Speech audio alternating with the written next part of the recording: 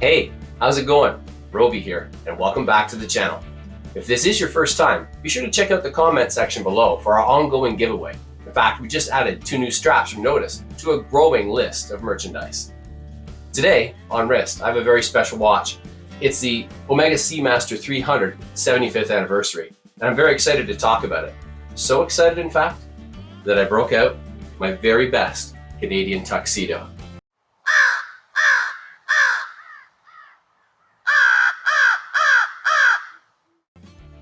Yeah, right?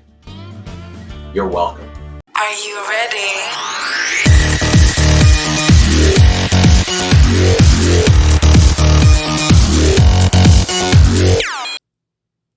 Last August, Omega introduced a new collection that celebrated 75 years of its iconic ocean-going timepiece, the Seamaster.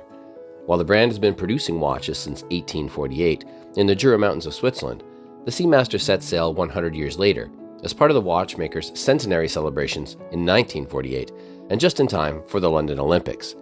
This newest collection features bold dials in all-new summer blue. Together, the 7 models, there are actually 11 watches in total, are part of a collective concept launch. The exact hue of blue is tied to the watch's water resistance rating, with that blue becoming darker as the rating descends even deeper. Aside from the dial color, the timepieces also share a commemorative caseback inspired by Jean-Pierre Borl's 1950s design, a representation of Neptune's hippocampi, often seen on either side of gondolas in Venice. The model we have here is the Seamaster 300, an iteration initially launched by Omega in 1957. The Seamaster 300 shares an almost identical tone with the 300M Professional in this new collection, as both sit about midway down the depth chart in the modern Seamaster lineup. As the name makes clear, this watch takes 300 meters in stride.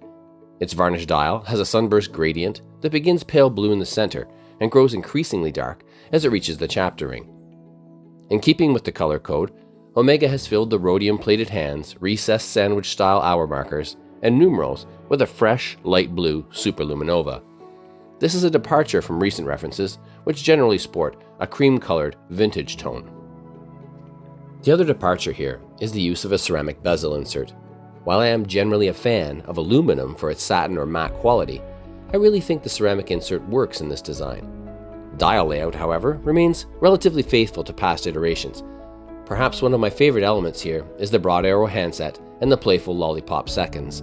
Because of the symmetrical case, I also like the balance maintained by the no-date dial. The Seamaster 300 sits between the 300M and the Planet Ocean 600 in terms of size.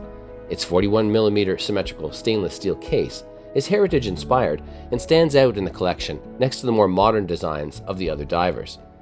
It measures 48mm lug-to-lug and 13.9mm in height. While this may seem thick for a simple 3-hand timepiece, much of that can be attributed to the new domed sapphire crystal, an upgrade it received in 2021.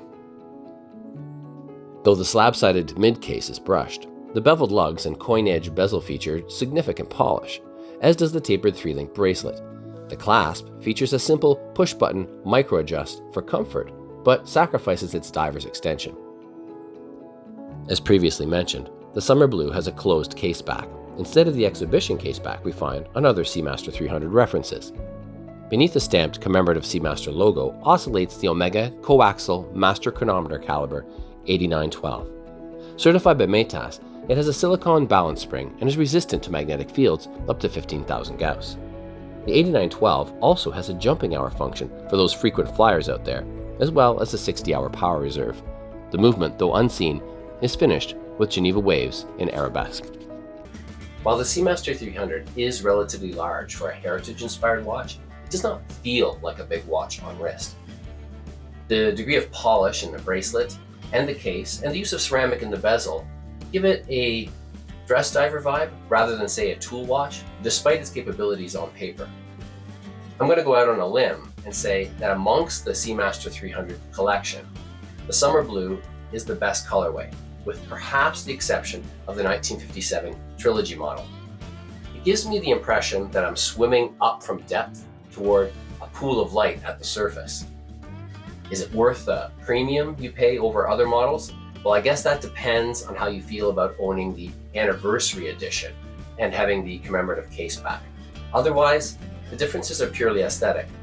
The 75th anniversary feels like a blend of retro and modern because of its use of color and lume, whereas other models feel distinctly vintage. In the end, the difference is about $300 between them, or the cost of an OEM strap. So you tell me, what do you think? And let me know in the comment section. Once again, thanks for watching.